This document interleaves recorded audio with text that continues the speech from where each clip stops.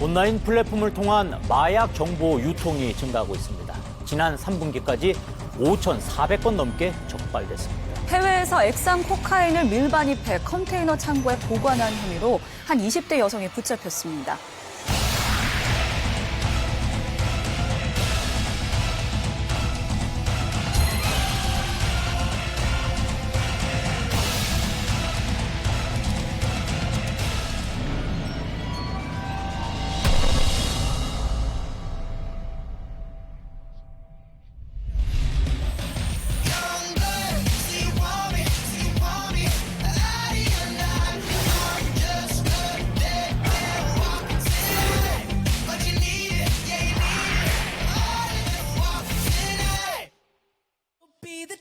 우리 주변 이웃들의 삶과 지혜를 탐구해보는 시간입니다. 토크멘터리 유후. 궁금한 당신은 누구신가요?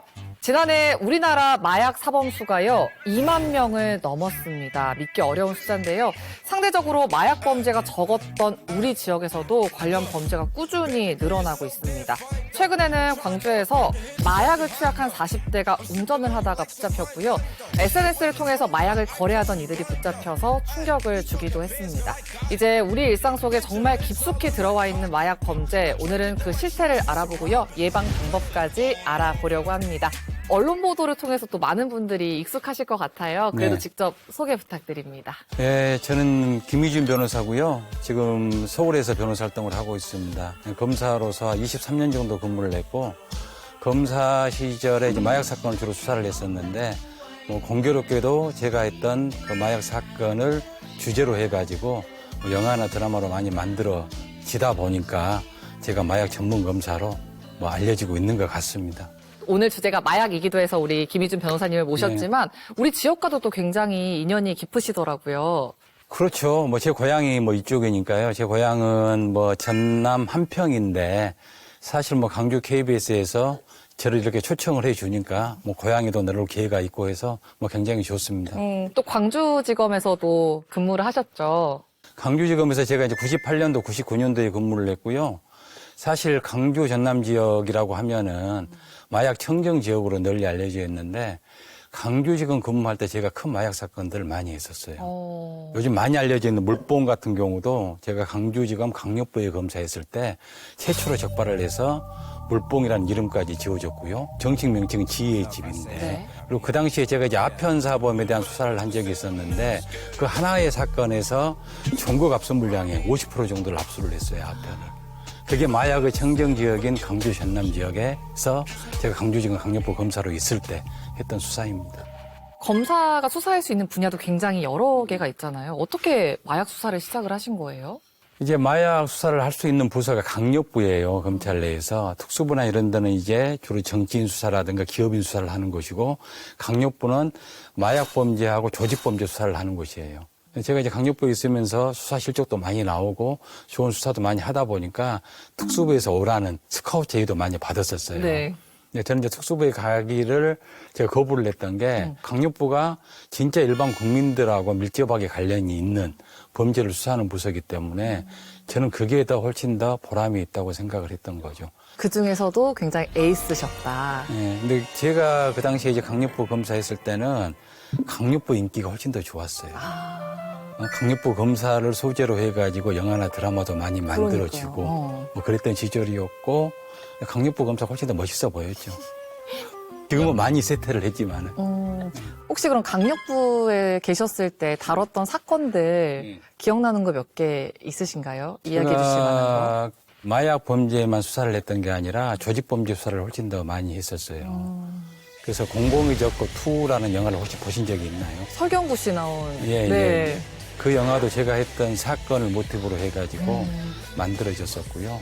아무래도 마약 관련된 수사도 정말 많이 하셨는데 네네. 특히 이제 최근에 나왔던 드라마 수리남에 예. 나왔던 그 국제 마약 사범을 잡은 검사, 기소한 검사가 우리 변호사님이시더라고요. 그렇죠. 제가 이제 서울중앙지검 강력부장 할 때 조봉행 씨 사건이거든요. 그래서 수리남으로 이제 도망을 가가지고 수리남에서 은거를 하면서 우리나라 사람들을 국제적인 마약 운반책으로 그렇게 활용을 했던 사람이었어요. 근데 문득 궁금해진 건데 사실 그 마약을 운반하신 분들은 이게 마약인지도 모르고 그냥 운반을 하신 거잖아요. 예. 그런 경우에도 그분들이 처벌을 받아요? 그게 나라마다 이제 법이 다른데 어떤 나라들 같은 경우에는 몰랐다고 하더라도 일정 양 이상이 되면은 고의가 있는 것으로 추단을 내 가지고 처벌하는 법 조항이 있어요. 우리나라는 그게 그렇게 돼 있지 않는데 대부분 해외에서 검거됐던 우리나라 사람들 같은 경우는 그런 나라에서 검거가 됐어요. 그래서 나는 몰랐다. 난 보석 원석만 있는 걸로 생각을 했다라고 주장을 했어도 받아들여지지가 않았던 거죠. 사실 요즘도 이제 마약 거래를 하는 와중에 마약을 그냥 이렇게 그냥 수거책이라고 하죠. 예, 예. 그냥 배달만 해주시는 분들도 있잖아요. 예. 그분들도 난 이거 마약인지 몰랐다라고 해도 처벌받을 수가 있겠네요. 몰랐다는 것을 입증하기가 쉽지가 않아요, 사실. 수사기관에서는 당연히 알았다고 추단을 하고 수사를 하거든요. 난 진짜 몰랐다. 이거 열어보지도 않았다라고 해도 진짜 열어봤는지 안 열어봤는지를 증명할 방법이 없단 말씀이시죠. 주로 이제 요즘 우리 젊은 친구들이 문제가 많이 되는 게 드로퍼라고 해가지고 배송책으로 해서 그렇게 많이 활동을 해요.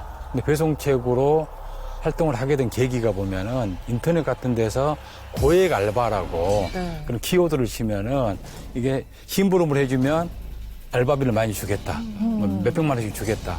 거기에 속아 넘어가가지고 자기가 어떤 심부름을 해줬는데 어떤 뭐 가방이라든가 어떤 박스 안에 마약이 들어있는 경우가 많아요. 네. 그럼 수사기관에서 어떻게 생각하겠어요? 아니, 그간에 옮겨주면 몇백만 원 받아? 몰랐을 리가 없다. 이렇게 생각을 하는 거예요. 법원에서도 마찬가지고. 저도 이제 뉴스를 계속 이제 보도를 하다 보면 정말 마약 사범들 이야기가 심심찮게 들리거든요. 마약이 정말 우리 가까이 얼마나 다가왔는지 보여주는 영상이 있거든요. 함께 보고 오겠습니다. 신종 마약 범죄가 끊이지 않습니다. 국제 택배로 신종 마약을 들여와 전국에 유통하고 집단 투약까지. 점차 범행 수법도 대담해지는데요. 어두운 야산 풍토, 경찰이 한 외국인을 덮칩니다. 주머니에 있던 봉투에서 분홍색 알약들이 쏟아져 나옵니다. 동남아시아를 중심으로 급속도로 확산하고 있는 신종 합성 마약, 야바입니다. 한 남성이 골목에 무언가를 두고 사진을 찍습니다. 잠시 뒤 다른 남성이 나타나 봉투를 들고 유유히 현장을 떠납니다. 지난 2일 밤 경기 화성시의 한 골목에서 태국인 남성 A씨와 한국인 B씨가 이른바 던지기 수법으로 필로폰을 거래하는 모습입니다. 연합동아를 만들어 마약을 권하고 유통한 일당이 붙잡혔습니다. SNS를 통해 고급 호텔과 레스토랑, 고가의 수입차를 제공하겠다고 홍보해 이후 고급 클럽 등에서 동아리 모임을 열고 회원들에게 마약을 권한 혐의를 받고 있습니다. 액상 대마를 시작으로 신종 마약인 LSD와 케타민, 합성 대마 순으로 점차 강도 높은 마약을 권했습니다. 앞서 이제 봤던 그 대학 동아리에서 이제 마약을 투약하려고 했던 그분 중에 한 분이 변호사님께도 자문을 구했다라고 들었어요. 언론에도 많이 보도가 됐지만은 뭐 스카이들을 중심으로 해가지고 연합 동아리를 만들어서 연합 동아리 회장이라는 사람이 주로 이제 재밌게 마치 멤버십처럼 운영을 하면서 거기서 마약을 유통을 시키고 같이 마약을 투약을 하고 처음에는 이제 마약을 그냥 무료로 제공을 했다가 중독이 되면 이제 판매하는 방식으로 그런 식으로 이제 조직을 운영을 했었는데 그 학생 같은 경우도 저한테 상담 왔을 때 이야기를 들어보니까 그냥 이제 평범한 그런 동아리인 것으로 생각을 하고 네. 특히 이제 우리 어린 학생들이 좋아하는 그런 유흥 문화 있잖아요. 그런 쪽에 이제 초점을 맞춰서 운영을 하다 보니까 인기가 굉장히 좋았답니다. 그래서 전국에 있는 대학생 연합 동아리 중에 2번째 정도 규모가 될 정도로 급성장을 했었는데 그만큼 이제 우리 학생들 같은 경우는 마약에 굉장히 취약한 그런 상태에 놓여 있다고 볼 수가 있는 거죠. 전국 대학에서 뭐 연합 동아리 규모가 2위를 차지할 정도로 굉장히 큰 네네네. 동아리였으면 사람도 많았을 거 아니에요? 사람이 많았죠. 수백 명이었죠. 아니, 그럼 그 친구들이 다 그 마약의 위험성을 몰랐던 건 아니었을 것 같은데. 뭐 물론 이제 그 친구들이 전부 다 마약을 투약한 것은 아니고 그 중에서도 엄선을 해가지고 마치 뭐 특별 멤버인 것처럼 그렇게 해서 마치 선택받은 사람들인 것처럼 해서 운영을 했던 거죠. 이게 이제 조기에 적발이 돼서 그렇지 이게 조기에 적발이 안 됐더라면은 굉장히 위험한 양상으로 갈 수밖에 없는 그런 사건이었죠. 그 요즘 이제 마약이 이렇게 널리 퍼질 수 있었던 게 말씀하신 것처럼 비대면 거래도 있지만 가격이 굉장히 저렴해졌다고 하더라고요. 가격이 너무 저렴해졌죠. 사실 예전에는 필로폰 그 일회 투약분이 보통 0.03g이거든요. 15만 원에서 20만 원 정도 했었는데 지금은 3, 4만 원이면 구입을 해요. 어떻게 그렇게 저렴해진 거예요? 아무래도 동남아산 필로폰이 많이 유입이 되고 있는데 그 품질 자체는 굉장히 안 좋습니다. 뭐 마약이 있어서 뭐 품질이 좋니 안 좋니 따지는 게 약간 우스운 이야기긴 한데 순도라고 그러죠. 순도가 굉장히 낮아요. 그럼 어떤 문제가 생기나요? 순도가 낮다는 것은 결국 이제 불순물이 많이 섞여 있다는 건데 순도가 높은 필로폰 같은 경우에는 정확하게 양을 측정할 수가 있어요. 0.03g만 투약을 하면은 효과를 본인이 느낄 수가 있는데 불순물이 많이 섞여 있는 그런 동남아산 마약을 필로폰을 투약을 하다 보면은 느낌이 안 오는 거예요. 그러다 보면 계속 투약을 하게 되죠. 계속 투약을 하다 보면 용량을 초과해가지고 치사량까지 이룰 수도 있고 굉장히 위험한 상황으로 갈 수가 있습니다. 그러면 그런 좀 불량 마약이 많이 들어오다 보면 수사도 좀 어려움이 생기시나요? 어때요? 수사의 어려움은 지금은 굉장히 많이 발생을 하고 있고요. 예전 같은 경우에는 어떤 투약자를 한 명 잡으면은 누구한테 구입을 했는지, 누구랑 투약을 했는지, 그렇게 조사를 해가지고 점차 뭐 상선으로 이렇게 타고 올라가든지, 상선이라는 것은 이제 투약자로부터 시작을 해가지고 공급책, 밀수책, 제조책까지 올라가는 수사고, 네. 그 다음에 하선으로 내려가는 수사는 공급책을 잡아가지고 누구한테 팔았는지 그걸 추궁을 해서 투약자들 잡는 수사인데 지금은 다 뭐 SNS, 특히 이제 텔레그램 마약방 같은 것을 통해서 거래를 하다 보니까 어떤 투약자를 잡는다고 하더라도 서로 모르기 때문에 공급책이 누군지를 확인하기 어려운 거예요. 사실 전 지역에 있으면서 우리 지역은 그래도 특히 광주 전남은 마약이랑은 좀 거리가 멀지 않을까라고 생각했는데 광주 전남에서도 심심치 않게 지금 마약 관련 사건들이 등장하고 있거든요. 한번 이야기 보고 영상 보고 이야기 나눠보겠습니다. 수도권이나 부산 등과 비교했을 때 광주는 상대적으로 마약 거래나 유통이 적다고 여겨졌습니다. 그런데 최근 광주에서도 마약 사범이 잇따라 검거되면서 경찰이 적극적인 신고를 당부했습니다. 아파트 복도 수도 계량기에 무언가를 넣어두는 남성. 며칠 뒤 또 다른 남성이 같은 수도 계량기를 열어 물건을 꺼냅니다. 판매자가 마약을 두고 가면 구매자가 찾아가는 이른바 던지기 수법으로 액상 대마를 거래하는 모습입니다. 사회적 문제로 떠오른 마약 범죄가 도시뿐만 아니라 농촌 지역까지 광범위하게 번지고 있습니다. 장흥의 한 농촌 마을에서 마약을 상습 투약하고 판매한 50대가 경찰에 붙잡혔습니다. 차량에서 발견된 안경집. 열어보니 주사기와 약봉지가 나옵니다. 50대 남성 A씨는 이 주사기를 이용해 자신의 집에서 필로폰을 투약한 혐의로 경찰에 붙잡혔습니다. 아니, 사실 광주 전남 지역은 굉장히 마약 청정 지역이라고 생각을 했었는데 특히나 이제 이렇게 농촌 지역에까지 마약이 퍼져 있다는 건 좀 굉장히 놀라운 일이었어요. 변호사님은 어떻게 지금 광주 전남의 마약 현실 어떻게 보고 계세요? 광주 전남 지역이라고 해서 절대 안전지대가 아니에요. 예전처럼 사실 뭐 대면 거래를 했을 때는 마약 유통 조직하고 서로 신뢰할 수 있는 사람들끼리만 거래가 가능했잖아요. 사실 예전에는 광주 전남 지역에는 공급책들이 그다지 많지는 않았어요. 다른 지역에 비해서. 근데 지금은 뭐 국경도 없어지고 지역 간 경계도 없어졌어요. 만나서 거래하는 방식이 아니기 때문에. 어디서든지 간에 맘만 먹으면 구입할 수 있는 시대이기 때문에 뭐 광주 전남 지역이라고 해서 안전하다? 그건 굉장히 큰 착각인 거죠. 그럼 지금 이제 우리 지역 광주 전남 지역에 들어오는 마약들은 어디서 어떻게 유통이 되고 있는 거예요? 마약의 유통 경로는 지금은 국내에서 뭐 제조하는 경우는 거의 없거든요. 뭐 대마 정도나 뭐 재배를 하고 있고 그러는데 대부분 해외에서 유입이 되는 거고 뭐 사람이 직접 가져오는 방식도 있지만은 대부분은 국제 우편이나 국제 특송화물을 통해서 해외에서 배달을 합니다. 그냥. 해외에서 배달하는 거를 저희가 다 일일이 찾아내기가 좀 어려운 현실이죠. 관세청에서 그걸 다 이게 디텍트를 하면 좋은데 그 수많은 화물들을 다 확인하기가 불가능하잖아요. 어떤 화물에 마약이 들어있을 때 해외에서 어떤 정보가 있을 때는 그 화물을 열어봐 가지고 확인을 하는데 그렇지 않는 경우에는 주로 이제 마약이 많이 들어오는 나라에서 오는 화물들 그런 이제 화물들을 집중적으로 우편물들 집중적으로 이제 점검을 하는 거고, 나머지 나라에서 이제 오는 그런 뭐 우편물이라든가 화물들 같은 경우에는 뭐 다 점검하기가 어려운 거죠. 사실 또 그리고 요즘 얼마 전에 뉴스에서 우리가 마시는 물에 대해서 조사를 해봤는데 네.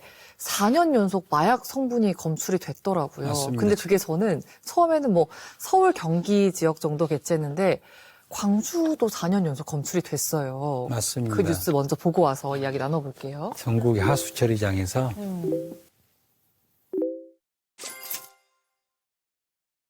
식품의약품안전처가 4년 동안 전국의 하수 처리장에서 시료를 채취해서 하수에 남아있는 마약류를 분석했는데요. 광주와 전남의 경우 일부 마약류 검출률이 다른 지역에 비해 상대적으로 높았습니다. 광주 지역 5개 구의 하수와 분뇨 등이 모이는 광주 제1하수처리장입니다. 이곳에서 채취한 시료에서 4년 연속 불법 마약류인 필로폰이 검출됐습니다. 식품의약품안전처가 마약류 사용 실태를 추적하기 위해 생활하수를 역학조사한 결과입니다. 버려지거나 사람 몸에서 빠져나온 마약 성분이 하수로 흘러든 겁니다. 하수 처리장에서 마약 성분이 검출됐다는 게 일단 무슨 뜻인가요? 그 뜻은 무슨 뜻이냐면은 전국 모든 지역에서 지금 마약류를 일상화, 대중화 될 정도로 사용을 하고 있다는 거죠. 근데 더 이제 특이한 현상은 뭐냐면 재작년까지만 하더라도 그 코카인 같은 경우에는 서울 지역에서만 검출이 됐어요. 2023년도 작년에 처음으로 세종시에서도 코카인 성분이 검출이 됐습니다. 그럼 대부분 이제 필로폰만 검출이 됐었는데 그 무슨 뜻이냐면 이제 마약의 종류도 굉장히 다양화되고 있다는 거예요. 이야기 들으니까 진짜 마약 청정국이 아니네요. 정말 위험하네요. 무섭네요. 그렇죠. 그리고 이제 가장 문제는 뭐냐면은 이제 우리 학부모님들이 좀 유심 있게 들으셔야 되는데 다 공부 잘하기 바라잖아요, 자식들이. 그렇죠. 자기 자식들이. 대학도 잘 갔으면 좋겠고 네. 좋은 직업 얻었으면 좋겠고. 그래서 이제 공부 잘하는 약이라고 맞아요. 해가지고 착각을 해서 애들한테 약을 먹이는 경우가 있어요. 그게 뭐 페니드, 우리나라에서 많이 유통되는 것은 병원에서 처방하는 것은 뭐 콘서타, 뭐 에더럴 이런 것들인데 에더럴은 사실 이제 암페타민 성분이어가지고 우리나라에서는 처방이 안 돼요. 미국에서는 허용이 되는데 그런 약들을 공부 잘하는 약으로 오인을 해가지고 애들한테 처방을 받아가지고 투약을 시키는 경우가 많거든요. 부모님이. 그럼요. 특히 대치동 학원가 같은 데서는 한때 그게 유행이었어요. 잘 몰라가지고. 지금 이제 대치동 학원가 이야기가 마침 나왔으니까 최근에 또 굉장히 충격적인 사건이 있었잖아요. 학원가에서 이제 마약 음료를 나눠준 네네. 그 영상도 함께 보고 오시죠. 서울 강남 학원가에서 학생들에게 마약 성분이 든 음료를 마시게 한 일당들이 경찰에 붙잡혔습니다. 서울 강남의 한 골목으로 차량 한 대가 들어옵니다. 차에서 내린 두 사람은 양손 가득 물건을 들고 주변을 배회하다 주변을 지나는 학생에게 접근해 무언가를 건넵니다. 이들이 건넨 건 집중력 강화제라는 표현이 적혀있는 일명 메가 ADHD라는 음료. 경찰은 해당 음료에 대한 간이시약 검사에서 마약 성분이 검출됐다고 밝혔습니다. 이들은 시음 과정에서 부모 연락처를 확보한 뒤 부모에게 전화해 자녀의 마약 투약 사실을 경찰에 알리겠다고 협박하는 방식을 쓴 것으로 확인됐습니다. 방금 보신 그 사건이 흔히 말하는 내가 직접 투약하는 게 아니라 나도 모르게 투약당하는 그렇죠. 퐁당 마약이라고 많이 하더라고요. 이런 일은 왜 생기는 거예요, 도대체? 순수한 마약 사범은 아니고 이제 마약을 몰래 투약을 시켜가지고 공가를 내서 돈을 뜯어내기 위한 갈치 사범인데 이제 퐁당 마약이라는 것은 사실 이제 술집이나 나이트클럽 같은 데서 상대방 몰래 마약을 집어넣어가지고 마시게 해서 중독을 시키는 그런 형태의 이제 범죄거든요. 워낙 이제 그런 이제 퐁당 마약 같은 게 많이 발생하다 보니까 최근에 키트가 나왔습니다. 아, 그래요? 예. 마치 리트머스 시험지처럼 그래서 그 안에 마약이 들어있는지를 점검할 수 있는 뭐 그런 게 나오기는 했는데 뭐 술 마시면서 뭐 그것까지 뭐 집어넣으면서 마시기는 애매하잖아요. 이게 술집에서만 벌어진 일들이 아니라 와, 강남 한복판 그것도 아이들이 있는 대낮에 일어났다는 게 너무 충격적이었어요, 사실. 그렇죠, 맞습니다, 저게.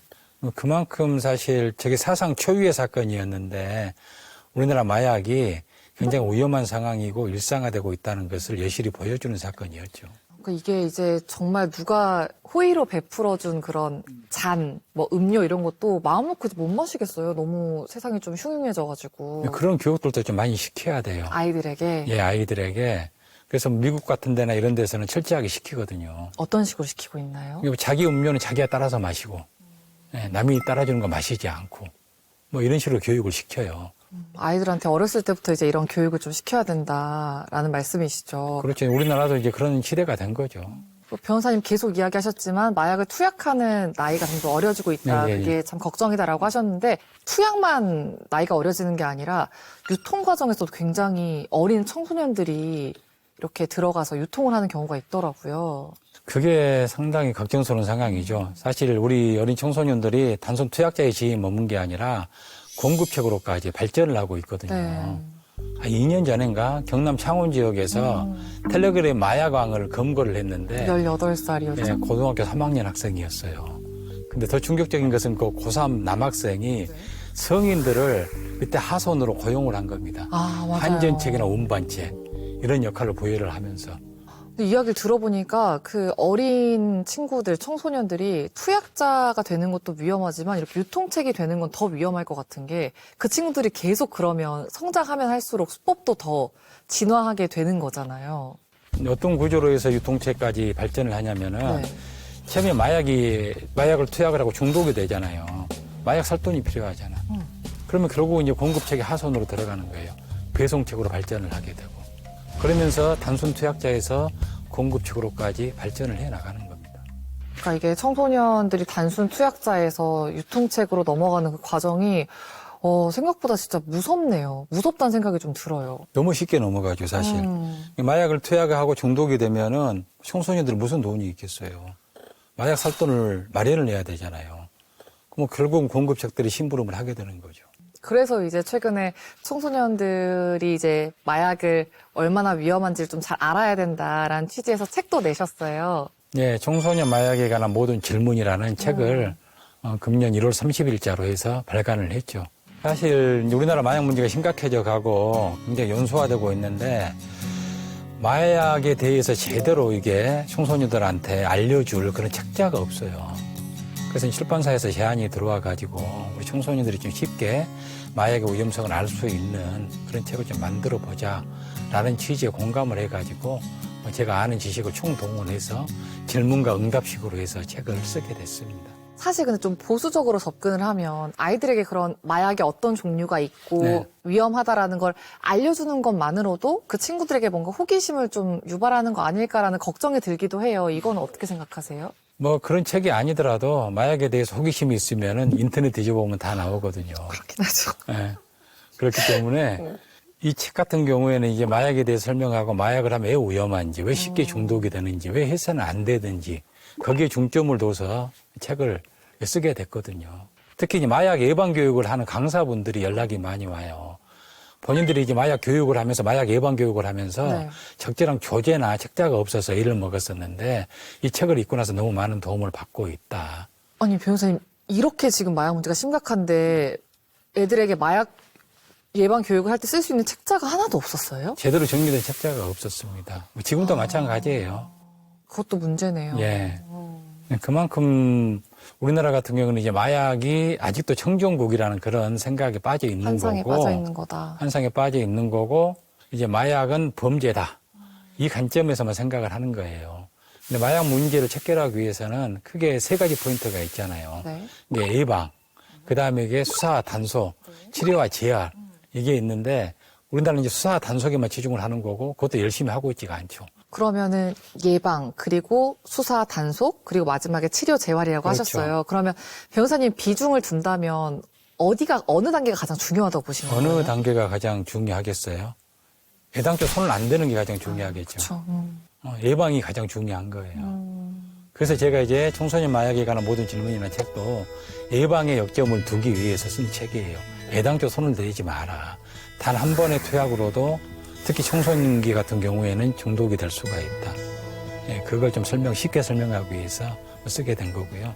청소년들에게 이 마약을 단순히 하지 말라라고 말하는 건 너무 좀 뭐랄까요? 너무 알맞는 접근인지 잘 모르겠고 네. 어떻게 하면 청소년들이 마약에 정말 호기심도 갖지 않고 관심도 두지 않을 수 있는 그런 예방교육법이 있을까요? 확실한 예방교육 방법 뭐라고 보세요? 추상적으로 이 마약을 하지 마라 하면은 더 호기심을 갖겠죠. 마약이 왜 위험한지에 대해서 아주 구체적이고 상세하게 설명을 해줘야죠. 지금 뭐 중고등학교 과정에 약물 교육이라는 게 있지만은 네. 약물 교육 안에 마약 교육이 포함이 돼 있어요. 근데 거기에 투입되는 시간은 할애된 시간은 굉장히 짧아요. 그리고 그걸 제대로 교육할 수 있는 강사들도 없어요. 그렇기 때문에 추상적이고 애매모호하게만 설명하는 거죠. 마약하면 위험해, 하면 안 돼. 하면 안 돼, 이 정도만. 그런 호기심을 우리가 자극하는 거죠. 그럼 변호사님은 정말 차라리 그러니까 미국에 있는 좀비 거리도 보여주고 예. 정말 약물에 중독돼서 힘들게 살고 있는 사람들의 모습도 청소년들에게 보여줘야 된다라고 생각을 하시는 거예요? 다 보여주고 있습니다. 저는 교육 다닐 때마다. 네, 다 보여주면은 아 이런 거였냐고 하면서 우리 어린 학생들이 굉장히 공감을 해요. 정말 위험한 것이었네요 하면서. 오늘도 이 자리를 빌어서 뭐 전국에 방방곡곡 다니면서 우리 청소년들을 만나시면 좋겠지만 또 그럴 기회가 많이 없으니까 우리 청소년들에게 마약은 절대 하면 안 된다라고 당부 한마디 혹시 해주신다면 어떤 말 해주고 싶으신가요? 제가 지금 쭉 말씀을 드렸지만은 마약은 단 한 번 투약만으로도 너무나 쉽게 중독이 됩니다. 그래서 사실 뭐 호기심도 가져서는 안 되고 어떠한 유혹에도 흔들려서는 안 돼요.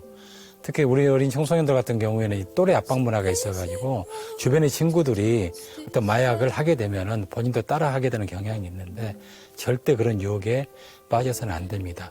중독이 되면은 평생 치료 기하를 해야 돼요. 그 과정을 견디기는 쉽지가 않습니다. 중간에 대부분 포기하게 돼요. 다시? 네, 다시 하게 되고. 그래서 처음부터 손을 대지 않아야 된다, 마약은. 저는 이제 기회가 있을 때마다 말씀을 드리는 게 우리나라도 이제 마약청을 만들어야 될 때가 됐다. 근데 마약청이란 게 수사만 하는 그런 기능이 아니라 제가 방금 말씀드렸던 그런 기능들을 종합적으로 아울러서 추진해 나갈 수 있는 그런 기구가 필요하다라고 저는 보고 있습니다. 사실 저는 듣기만 해도 굉장히 무섭고 좀 오싹하고 그런 일인데 이 마약 수사, 마약 사범들과 23년을 쭉 같이 해오셨잖아요.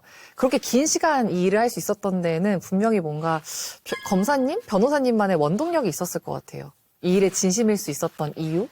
그 모두의 처음에 말씀드렸던 것과 맥이 통하는 이야기인 것 같은데요. 강력부 이제 검사로서 제가 일을 하게 된 그 동기하고 같은 것 같아요. 강력부라는 게 아까도 이야기했다시피 마약 사범만 수사한 게 아니라 조직범죄. 마약 범죄도 조직범죄의 일종이거든요. 조직범죄라는 것은 결국은 우리 민생하고 밀접한 관련이 있어요. 그렇기 때문에 저는 이제 강력부 검사로서 이런 사건을 수사를 하고 체계를 하면서 굉장히 보람을 느꼈고요. 마약 범죄도 마약 수사도 그 일환 중에 하나죠. 사실 우리나라 국민들이 마약에 중독되면 안 되잖아요. 그래서 마약 사범들이 이제 근절을 하면서 우리나라가 마약 공화국으로 가는 사태는 막아봐야 되겠다. 라는 이제 그런 사명감을 가지고 일을 했었고, 이제 변호사로서는 보다 더 깊게 공부를 하다 보니까 단순히 범죄가 아니라 이건 질병의 문제구나. 범죄 플러스 질병의 문제구나라는 것을 알게 돼서 지금 이제 마약 퇴치, 마약 예방에 좀 적극적으로 앞장서고 있는 상황이죠. 정말 이제 이야기를 쭉 나눠보니까 마약 문제를 해결할 수 있는 골든타임이 정말 얼마 남지 않았다라는 생각이 듭니다. 앞으로도 우리 청소년들이 마약에 관심을 갖지 않도록 예방교육에 힘써주시고 저도 많이 노력하겠습니다. 오늘 이야기 잘 들었습니다. 네, 감사합니다. 고맙습니다.